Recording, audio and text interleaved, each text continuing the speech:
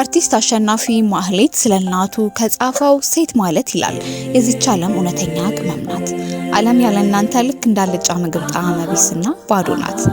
እናንተ ህይወትን የምታጣፍጡ ለፍጥረታት መኖር ትርጉም የምትሰጡ የጥበብ መጀመሪያዎች ናችሁ። የዱር አውሬውን አንበሳ ግርማ ሞገስ ያለውን በክብር የሚፈራውን በሴት አንበሳ ብርታት ድጋፍ ነው።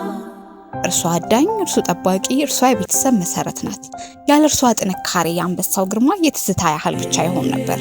በተመሳሳይ ሴት ማለት የዓለም ማዘር ቦርድ ናት። እናንተ በገዛ ቤታችሁ ሳሎን ውስጥ ሰላም አስከባሪ፣ በኩሽና ውስጥ ዋና ኬሚስትሪ፣ በልጆቻችሁ ህይወት ውስጥ የጥበብ ሚኒስትሪ፣ በመኝታ ቤት ውስጥ ደግሞ ጨርሱት። ያለ እናንተ መኖር ማይታሰብ መሆኑን ዓለም ይወቀው ይላል። እናንተ የዓለም ብርሃንና ጨው ናችሁ። ምን ቀረ ሴቶች ምን ፈልገህ ነው እንዳትሉኝ፣ እናቴ ትሙት አመቷ ስለደረሰ ትዝ ብላኝ ነው።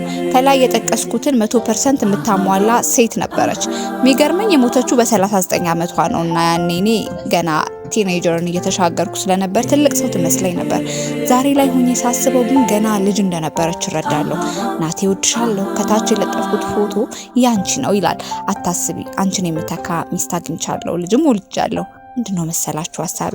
ሴትነትና እናትነት በአመት አንድ ቀን ብቻ የሚከበር በዓል ሳይሆን በየቀኑ የሚኖር የህይወት እስትንፋስ ነው ብዬ አስባለሁ። ፀሐይ በየቀኑ እንደምትወጣ ሁሉ የእናንተም ፍቅር፣ ትዕግስትና ብርሃን ለዚች ዓለም በየሰከንዱ አስፈላጊ ነው። ታዲያ ምንም እንኳ ሴትነት ክብር ቢሆንም እውነተኛው ግርማ ሞገስ የሚገኘው ግን ዘንበጥ በማለት ሳይሆን በርትቶ በመስራትና ጠንካራ ስብዕና በመገንባት ነው።